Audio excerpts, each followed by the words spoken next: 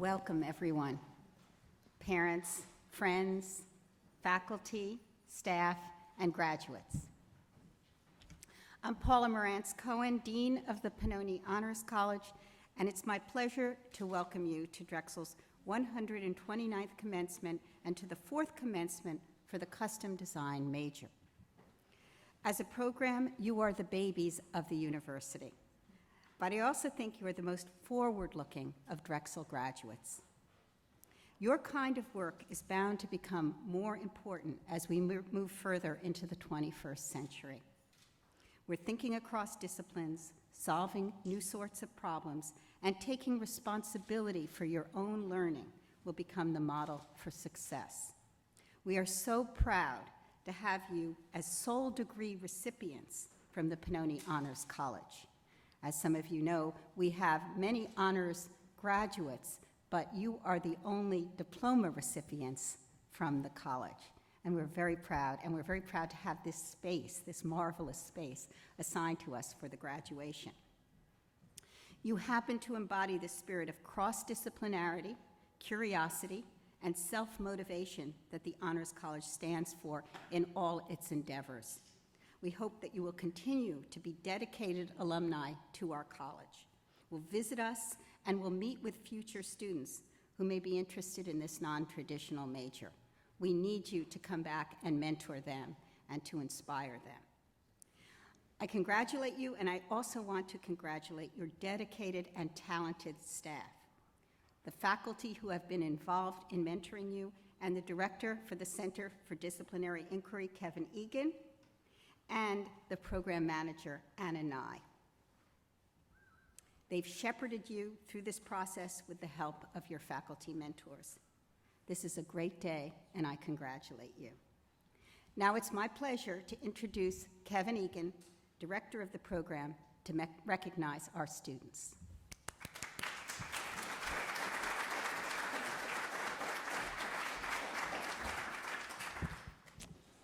Thank you, Dean Cohen. I am incredibly proud to stand here and recognize the outstanding achievements of the 8 students graduating from the custom design major today. GPA is only one measure of the academic success achieved by these students, and let me assure you, each student has been remarkable in his or her own way. Yet they all share one common and significant achievement. Each of these students challenged themselves to do something more with their education, something unconventional, and they willingly took on the burden of developing and realizing their own unique major.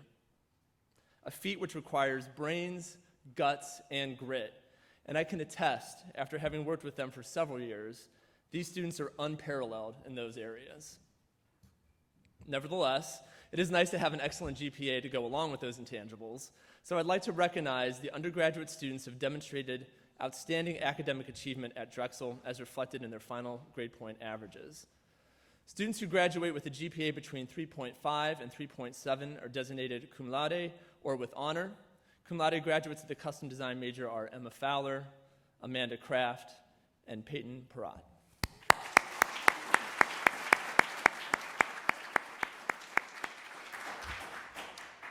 Those students graduating with a GPA between a 3.7 and 3.9 are designated magna cum laude or with outstanding honor.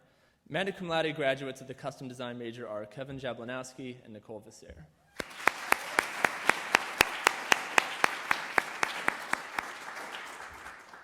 Finally, students graduating with a GPA of 3.9 or higher are designated summa cum laude or with highest honor. Summa cum laude graduates of the custom design major are Krista Blumenthal and Nora Goldberg.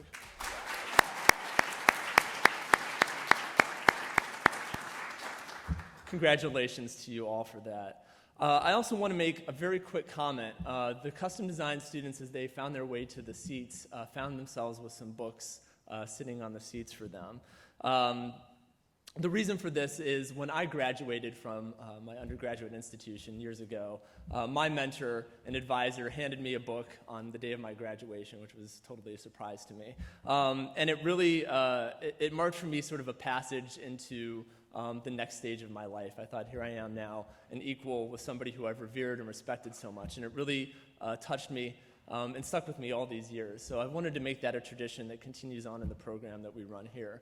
So you'll note that the books that you all got are part of the same series and as loosely or sometimes overtly related to the work that you've done in the major as possible. So just another note to signify the work, the outstanding work you've done in the major. Along with our graduates, we celebrate our distinguished faculty and staff. Without them, the milestone we mark today could not have been reached. I would like to recognize those faculty members in attendance today who have mentored custom design major students, both past and present.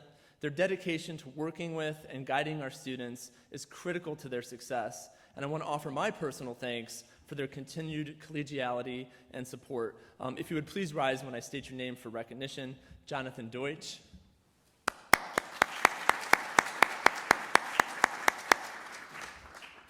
Dan Merman. And Rachel Wenrick.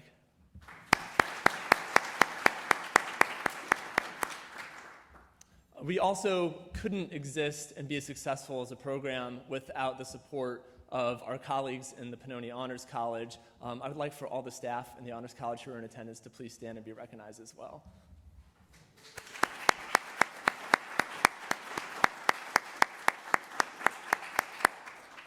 Again, personally, I want to thank you for your support and collegiality over the years.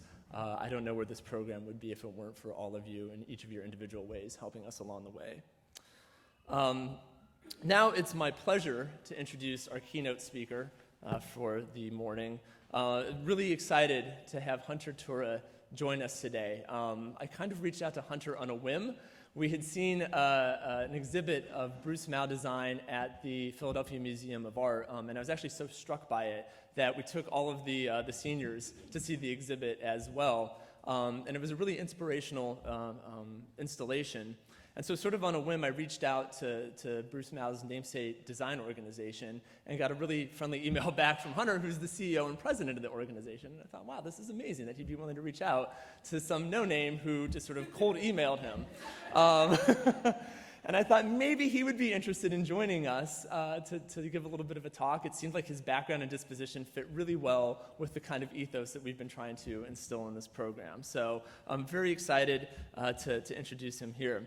Hunter is the president and chief executive officer of Bruce Mao Design, where he's responsible for the firm's overall strategic direction, creative excellence, and global business development.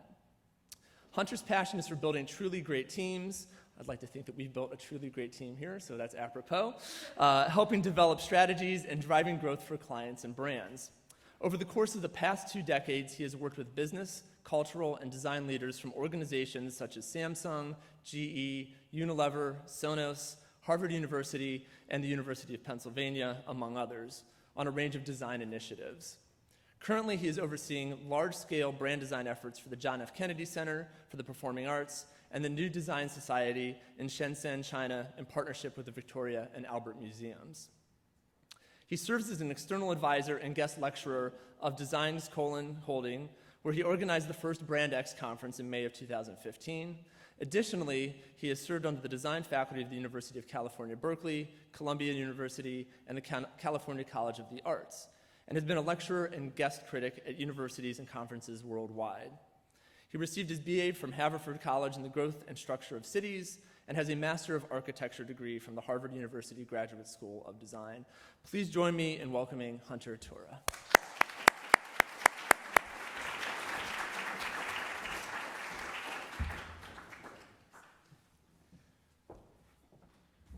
Thank you, Kevin, for not mentioning my GPA.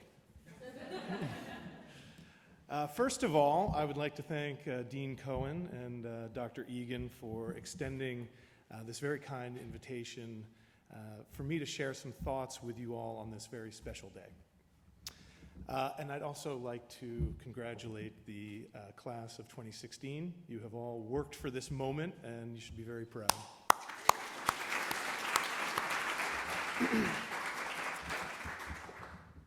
In my remarks, I will spare you all with the cliches of now you go out into the real world. And the reason why I will not talk about the real world is because one of the things that has impressed me so much about your work in this program is you've already identified challenges that exist in the real world and have designed a major in some way to respond to those challenges. And when I consider how universities should begin to think about interfacing with the world and the challenges that we'll face in terms of culture, society, economics, ecology over the next 100 years, it is a program like this which truly gives me hope for the future. So even though you have spent the past few years thinking about the big problems in the world and designing some responses to them, I do want to also encourage you to take a moment today and really enjoy this moment. This beautiful room, this beautiful building, this gorgeous morning. Take a moment to really reflect on that and have some fun. Secondly, I would encourage you all to take a brief moment today to thank the people who helped get you here. Friends, family, parents, I get emotional when I think about that. Professors, staff, just take one moment. It will mean so much to them for you to recognize their contributions to your success.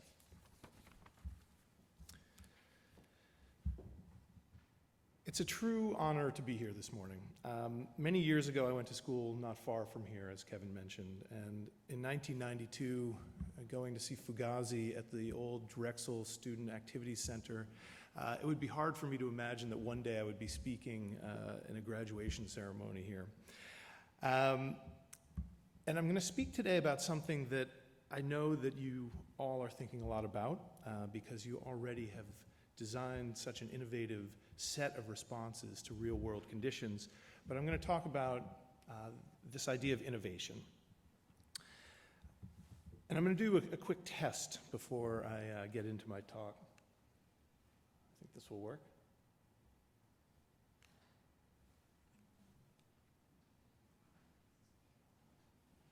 Okay. Quick show of hands. Everyone's familiar with this product. Okay, good. All right, that's a good start. So quick show of hands. How many people in this room would say that this is an innovative product? So maybe more than half. Does anyone want to take a stab as to why this was innovative? All right, I'll do it. I think this was an incredibly innovative product. When the iPod first came out in 2001, there were other MP3 players on the market, but this was the first MP3 player that really unified hardware and software, had great design, was easy to use in terms of its interface, and it really changed the entire landscape of how we got music, how we listen to music, and was the precursor to how we use our mobile devices in every part of our lives. Does anyone think that this is an innovative product? Yes. Okay. So that was roughly 3, 4. What if I told you that this product was invented in 1753? Would that change your mind? Yes. I would argue that in 1753, this was probably the iPod of its time. And continues to exist to this day in a way that I think we all like in terms of its flavor, its packaging, and so forth. But this raises a question. How can an iPod, invented in 2001, and a tin of mints, invented in 1753, both be innovative? In almost every part of our culture today, business, design, entertainment, technology, medicine, energy, this idea of innovation is something that's frequently discussed, but rarely understood. So what are the commonalities between an innovative novel by Atticus Lish, or an innovative advertising campaign by Wieden and Kennedy, or an innovative building by Rem Koolhaas? How do we as people who are obviously concerned with meaning make sense of the term and give it some relevance for the 21st century?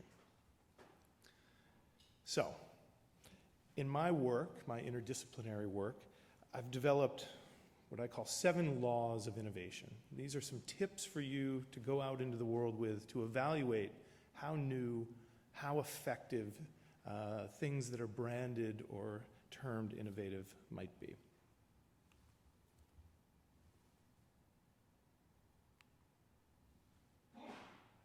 So, the first law of innovation.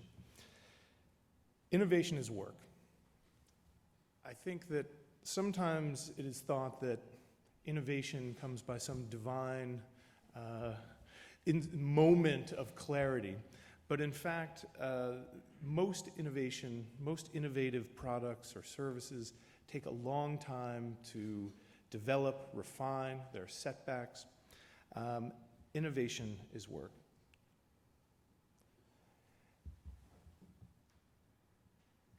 And I've brought some work of the students to help illustrate these laws. Whoa. Nicole, your slide went away.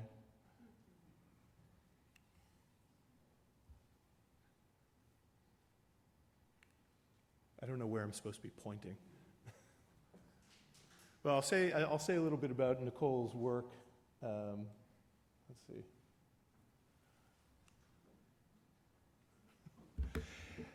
So Nicole Vassir, did I say that right? Okay. All right. User experience design. Nicole's capstone project is a video game called Sticks and Stones, a puzzle platformer that integrates the Microsoft Kinect. Players use their body in relation to the Kinect to manipulate the in-game environment, allowing them to solve puzzles and progress through levels of varying difficulty. The goal of this project is to explore new modes of player interaction to encourage more physically engaging gameplay. I think you've already seen it. But our second, all right, I'm having the same problem again. There we go. Innovation demands constraint. And I have found in my work that the most innovative responses are the ones where you actually have a very narrow set of parameters to operate. I find that with rules and guides, innovation is the most possible, most likely outcome. And to illustrate that, there we are. The work of Amanda Kraft in neuroscience. For Amanda's capstone project, she's adapted and expanded a MATLAB toolbox for multivariate lesion symptom mapping. The toolbox is designed to allow researchers to study brain behavior relationships by reading in lesion data and predicting behavioral dysfunction, and eventually vice versa.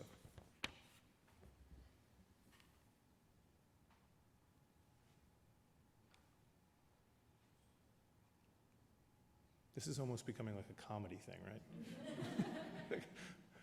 This poor man not knowing where to point or when when the slide will change. The third rule of innovation is that innovation is not always new. Now, it's a somewhat paradoxical idea, maybe, that nova, the Latin nova, means new.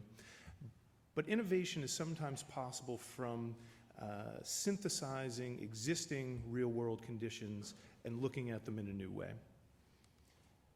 And to illustrate this law, eventually it changes, that's what's funny. The work of Emma Fowler, Paleontology and Digital Reconstruction. Emma's capstone project is a digital reconstruction of the Dreadnoughtus shrani dinosaur skeleton. Using 3D scans of the bones constituting the skeleton and working with a graduate student in animation, Emma's developing a virtual reconstruction of the dinosaur that will be incorporated into a mini documentary. Look at that. Oh, went too fast. Number 4, innovation rarely has an author. I have found that multidisciplinary teams working in a dedicated way is the most likely way to achieve an innovative outcome. It's rare that, again, an individual, although there are certainly individuals with clear vision. But it's rare that a person working alone is able to incorporate all of the input and have the individual empathy to create something truly innovative. To illustrate this point, the work of Peyton Parrott, Narrative Media. Peyton is working on Redwood Crossing, a fairy tale-inspired interactive serial fiction. Readers interact with the story through voting on weekly polls and leaving comments on its website. Their votes determine where the story goes, and Peyton works in real time to adapt and change the story in response to those votes and comments. Chapters are posted once a week with the story unfolding over time. I think another good example of this law, slow down, is the work of Nora Goldberg, Urban Sustainability and Community Placemaking. Nora's custom design major, entitled Urban Sustainability and Community Placemaking, was a focused examination of the intersection of environmental studies, public health, and storytelling. Her capstone project developed into a podcast that was the culmination of a series of interviews with several residents of West Philadelphia. The podcast offered a platform to explore concepts and ideas such as belonging, privilege, and the way we relate to space. As a result, in making sense of others and their stories, she was able to begin to make sense of her own story.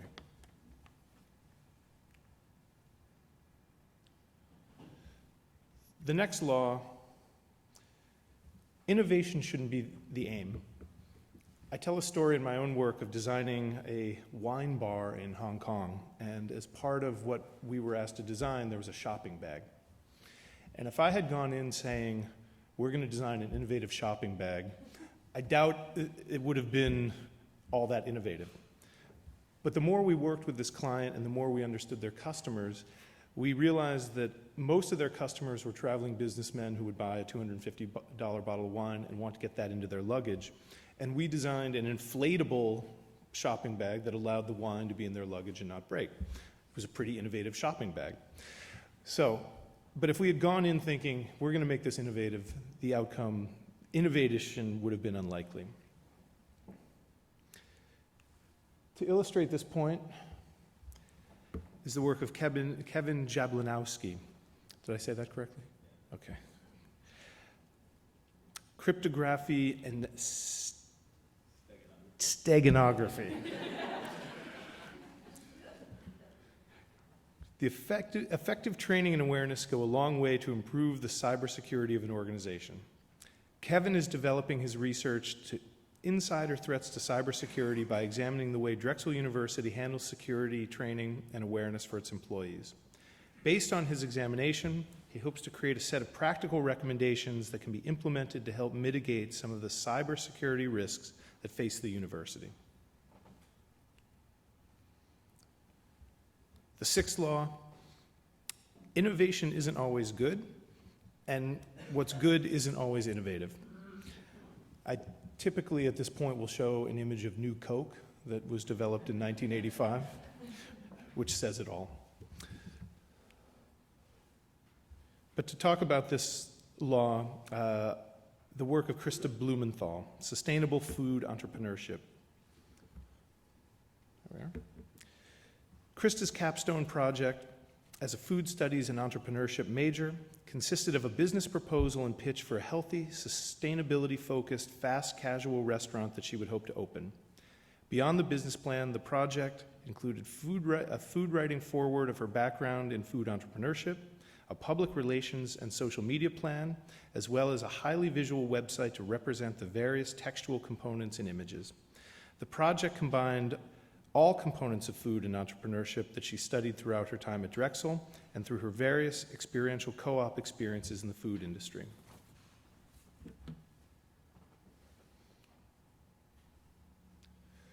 The seventh law of innovation is that innovation does not happen in a vacuum.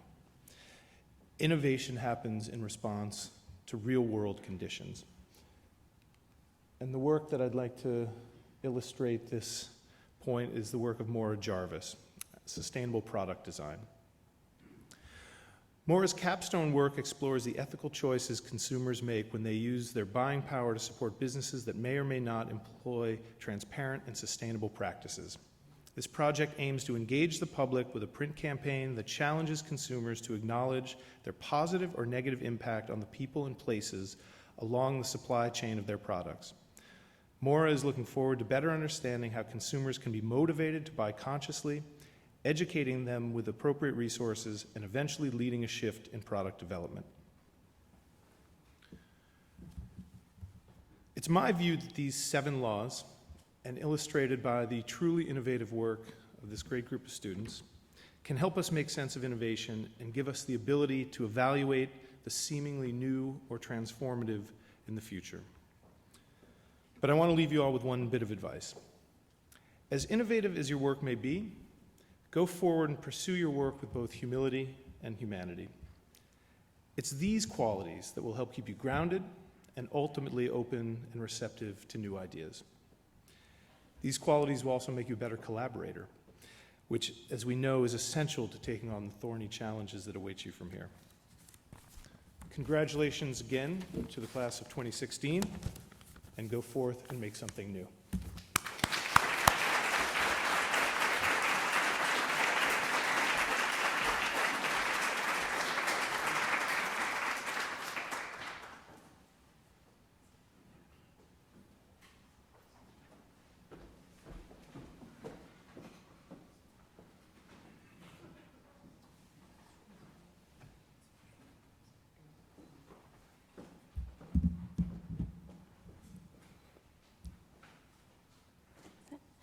Okay, I would now like to invite the Bachelor of Science degree recipients to line up for individual recognition.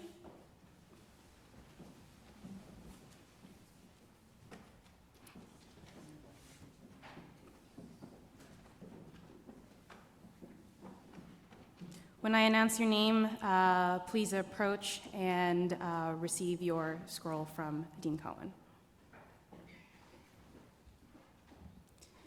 Krista Blumenthal.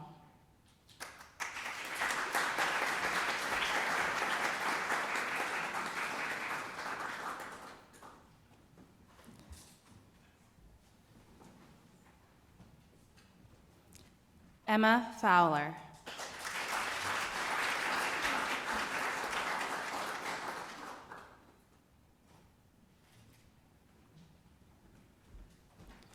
Nora Goldberg.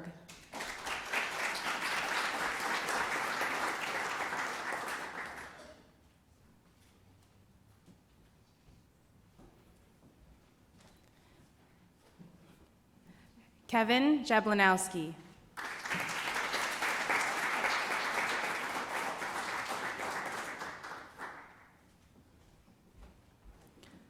Maura Jarvis.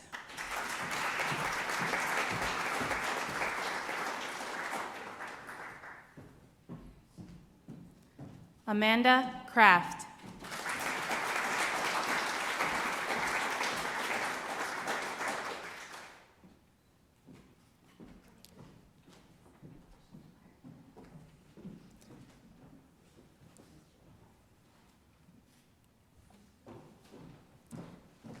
Peyton Perrott.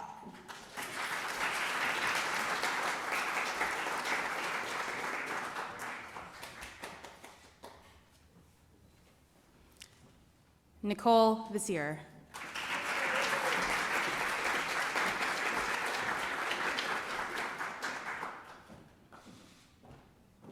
Congratulations to the class of 2016.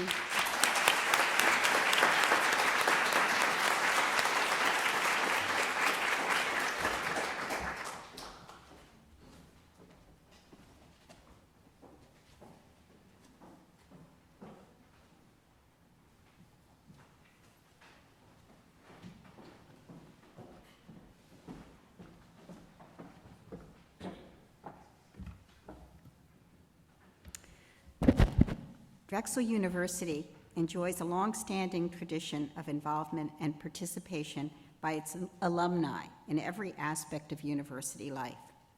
We are delighted to have with us Dawn McDougall.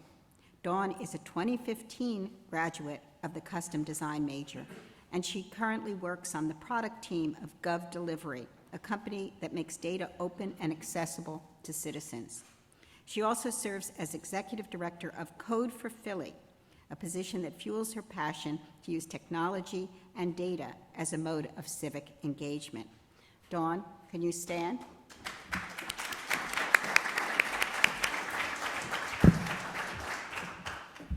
Wow, thank you so much for having me here today. I just have a quick story to share. When Kevin first had to tell me that I'm a 2015 grad, and last year we did not have our own graduation, so when Kevin told me that you guys were getting a dedicated graduation, he said to me, "Don't get mad." Absolutely not mad. I'm so honored and impressed with you all, and I'm excited to be speaking to you today. I also have to share another story with you. I have been in a total panic about the next 5 minutes of our lives together. Now, Kevin, you know why the draft came to you so late. And so I've just, my stomach has been in knots. I can't sleep, no appetite. And just for context, public speaking is not new to me. I've given dozens of talks and workshops. I've even had the mayor, been giving remarks standing next to the mayor with him. This is not something new for me, but the thought of speaking to my now contemporaries at my alma mater was giving me a mild heart attack at 25. And it was because it had to be perfect. There was no room for error. It had to be funny and inspirational, motivational, with just the right touch of sentiment. And the more and more I tried to write this perfect speech, the more and more generic and cliche it sounded, and the closer to failure it felt. And I knew that I was really kind of choking on this pressure that I had built for myself, and I knew that rationally, but I couldn't stop myself from feeling that way. And then I remembered this really important question that you all should also remember if you ever feel this way, and that's to ask this question of, what would happen if I actually did fail? What would happen if I didn't give the most perfect graduation speech? I'm pretty sure that your ceremony would not be ruined. I'm pretty sure I would still be here, and the world hopefully wouldn't end. And it's, that's a great liberating feeling because you realize that there isn't someone walking behind you to check and make sure that you followed all the rules and give you a grade depending on how well you followed instructions. And it's a liberating feeling because you realize that your success is defined by you. And that's great to feel liberated, but it also is scary because your failures are accountable to you too.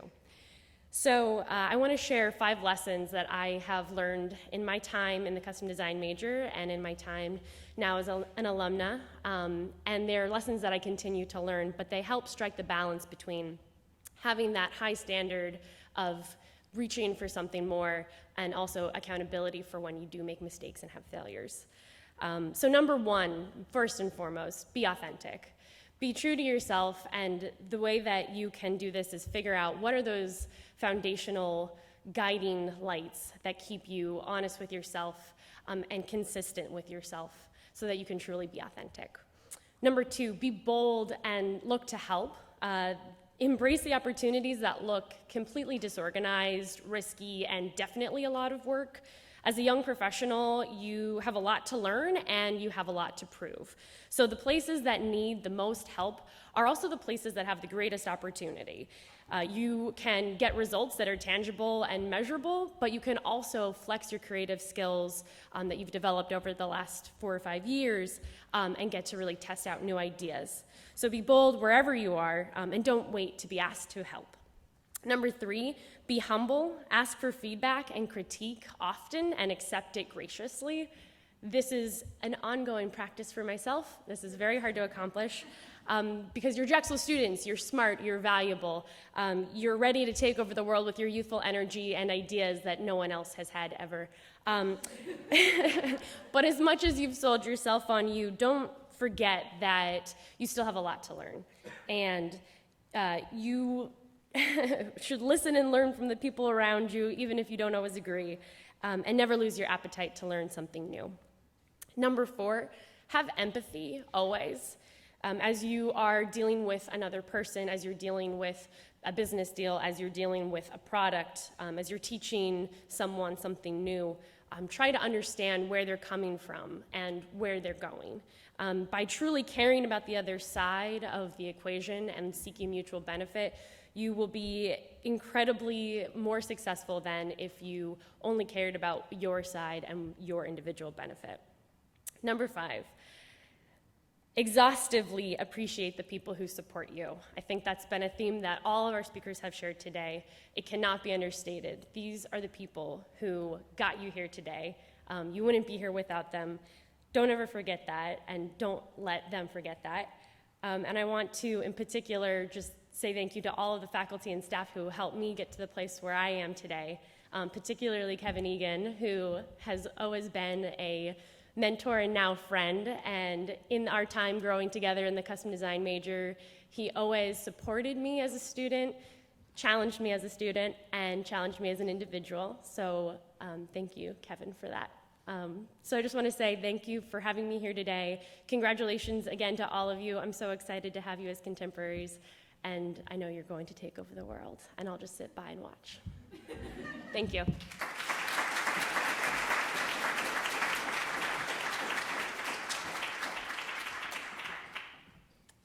Thank you, Dawn. I feel like I owe you an apology. If I had known that this was going to cause you such anxiety and possibly take years off your life, I wouldn't have asked you to do this. Although I will remind you that it was you last year who said, I really would like to speak at the graduation. There are, I think, about 70, 80 people in the room right now. Last year would have been closer to 800 to 1,000. I wonder what would have happened in that instance. But no, in all seriousness, thank you for joining us today. We are obviously incredibly proud and ecstatic about the success of our alums and are now soon to be, although I guess kind of alums now. So, and I just want to, again, recognize these students. You know, I'm reflecting here today. This program has been in existence only for 5 years. As Dean Cohen mentioned, we are the babies on campus. And I really, really want to commend the students, past and present, who took the risk to join a program that was this new. I think it was a learning process for all of us along the way. But the success of the program wouldn't have been made possible if it weren't for how fantastic each one of you is. You've been fantastic ambassadors for the program. And I also want to thank your family and friends for having faith in that as well. I'm sure for many of you, it might have been a little bit of a hard sell to understand just what the heck is my child doing in this program. Costume design? We get that a lot. But since in this ceremony we've taken the time to pay tribute to this graduating class of 2016, it's now time for the graduates to turn and to salute those who have helped them along the way. I'd like the parents, spouses, partners, children, friends, and loved ones of our graduates to please stand so that they can receive the thanks that they so richly deserve.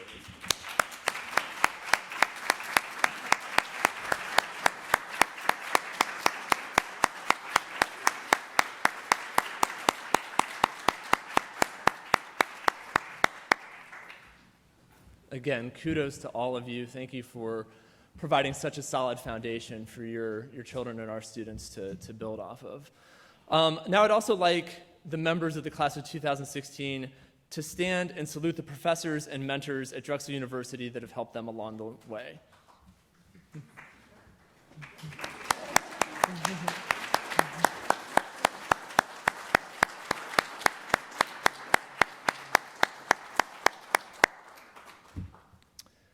You may be seated. Thank you. And finally, I'd like to invite Dean Cohen back up to the stand to close out our ceremony for the day. So thank you for joining us. You've gotten a lot of praise today. As you go out into the world, you may not get as much praise. Be ready for that.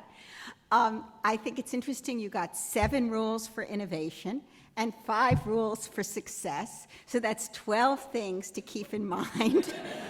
And maybe break all those rules. And I want to also say, Dawn, you were perfect. So that's going to be hard because it's hard to be perfect. How are you going to ever top that? But this has been such a wonderful occasion, and I hope that the family and friends of the graduates will remember it, will remember this room, will remember how unconventional your children, your friends, are in going forward and taking on this cross-disciplinary task. This is unusual. And though it may seem scary to you, how are they going to sell themselves?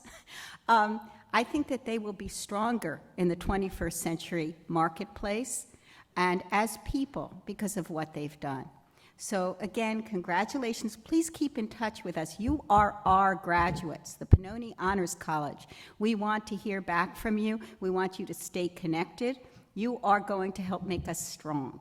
So congratulations. And the reception, as some of you may already know, is located in the gym at 33rd and Market Street, and it goes from 11 a.m. to 7 today. And I haven't been there yet, that it's very nice, and the food is good. So go and enjoy yourselves and keep in touch with us. Thank you.